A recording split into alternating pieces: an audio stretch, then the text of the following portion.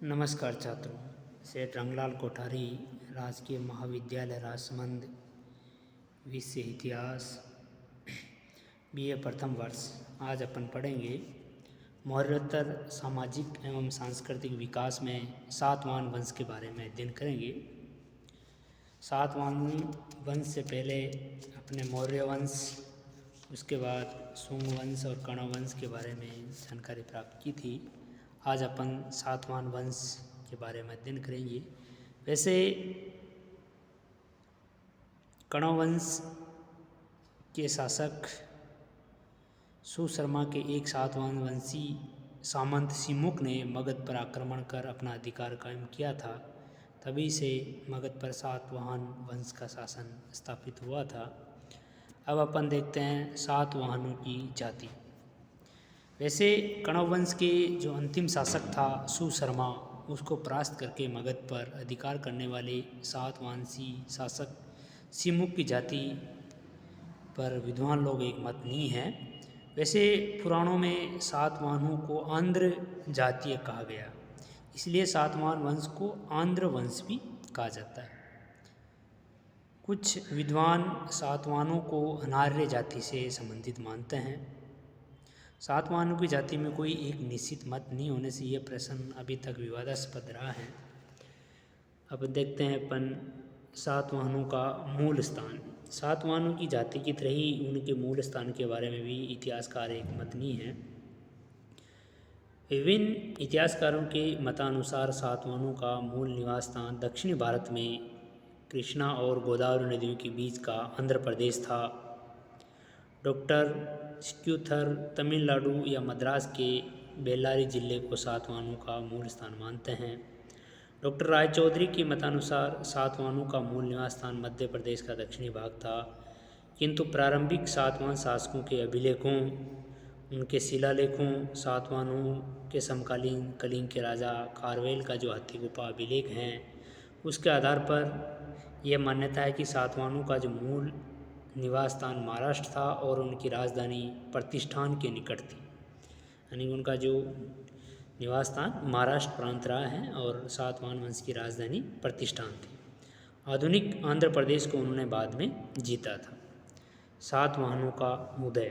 सातवाहनों की जाति और मूल निवास स्थान के बाद अपन देखते हैं कि सातवाहन वंश के संस्थापक सिमुक का उदय, यानी कि उसका शासनकाल 3री शताब्दी ईसा पूर्व मानते हैं, किंतु कलिंग नरेश, खारवेल के हाथी गुफा अभिलेख और अन्य ऐतिहासिक स्रोतों के आधार पर यह अधिक उपयुक्त लगता है कि सातवाहन जो वंश है उसका उदय ईसा पूर्व प्रथम शताब्दी में हुआ है। उत्तरी भारत में सातवाहनों की शक्ति अधिक समय तक कायम नहीं रही। मगध पर अधिकार करने के कुछ समय बाद ही उत्तरी भारत पर होने वाले विदेशी आक्रमणों और इस भाग में स्थानीय राज्यों के उठने वाले विद्रोह के कारण सातवाहनों का उत्तरी भारत से लगभग अधिकार समाप्त हो गया था। लेकिन दक्षिणी भारत में इनकी शक्ति ईस्वी सन की 3री शताब्दी के मध्यकाल तक चलती रही और वे तत्कालीन भारत की एक प्रमुख शक्ति के रूप में बने रहे। इसी कारण सातवाहनों के काल में भारतीय राजनीतिक एवं सांस्कृतिक गतिविधियों के केंद्र उत्तरी भारत से दक्षिणी भारत की ओर चले गए थे। अब सातवाहन शासक। सातवाहन राज्य का संस्थापक सिमुक था।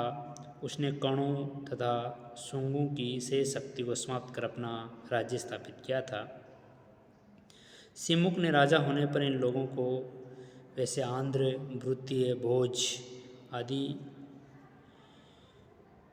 जो वंश थे उनके साथ वैवाहिक संबंध भी स्थापित किए थे। सिमुक के बाद उसका भाई कृष्ण यानी कन्हा राजा हुआ, जिसके समय में सातवाहन राज्य पश्चिम में नासिक तक फैला था।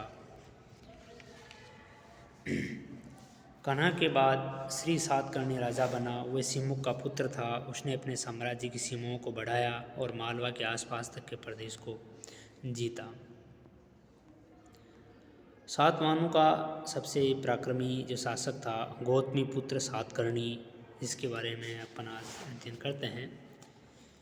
लगभग 100 वर्ष के निर्बल शासन के बाद सातवाहन जो वंश था उसमें एक पराक्रमी राजा का उदय हुआ, जिसने शकों को पराजित करके अपनी प्रतिष्ठा को पुनः स्थापित किया। वो शासक गौतमी पुत्र सातकर्णी था। ये गौतमीपुत्र सातकर्णी सातवाहन वंश का सबसे प्रतापी शासक हुआ था। उसने अपनी प्रतिभा, शौर्य, सैनिक कुशलता से अपने राजवंश के गिरे हुए गौरव को पुनः स्थापित किया। गौतमीपुत्र सातकर्णी की शक विजय। गौतमीपुत्र सातकर्णी ने शकों को परास्त किया, परंतु इसके लिए उसे राजा बनने के बाद पूरे 18 वर्ष तक अपनी संकृति को, जो उसकी शक्ति सेना थी, उसको संगठित करने पर ध्यान देना पड़ा।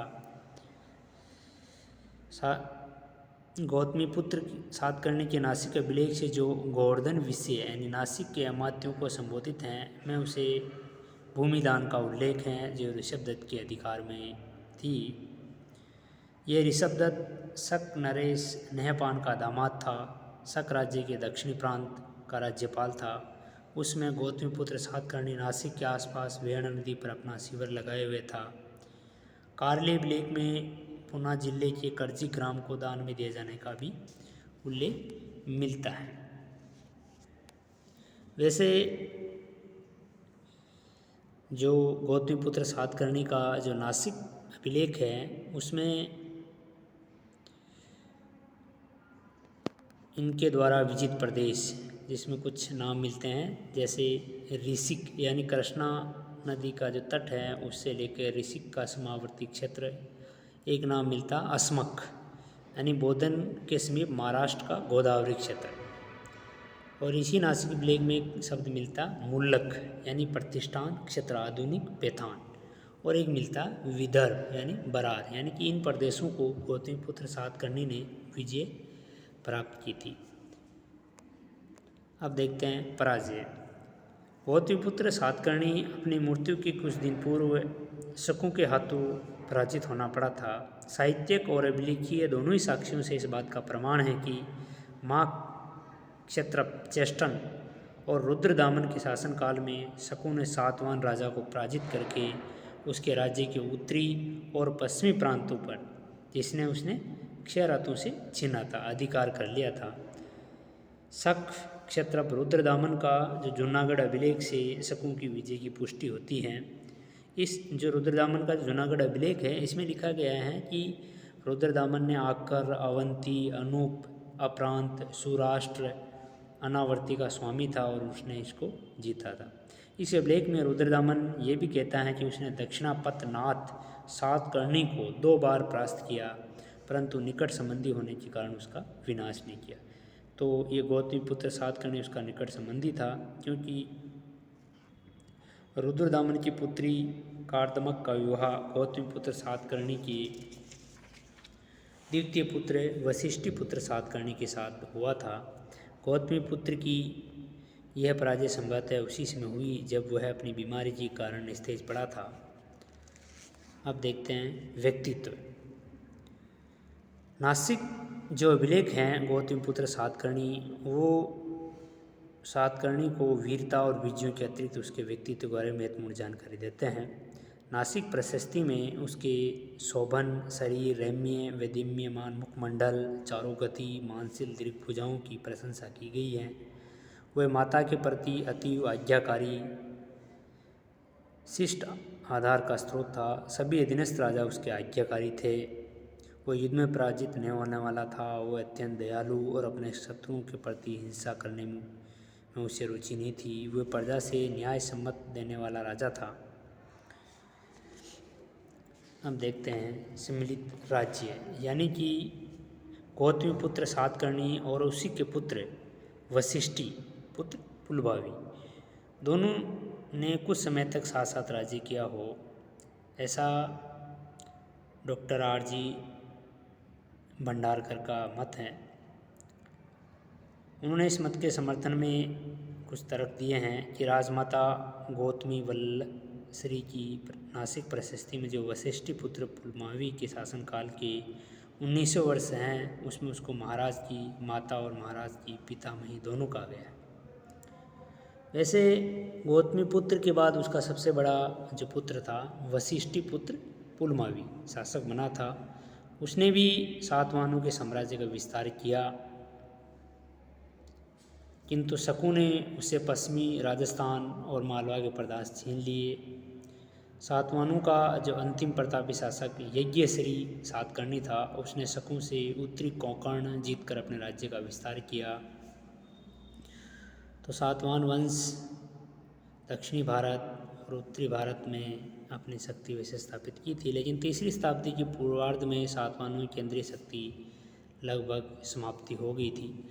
अब सातवाहन वंश के बाद अपन कुषाण वंश के बारे में अगले टॉपिक में अध्ययन करेंगे। धन्यवाद छात्रों।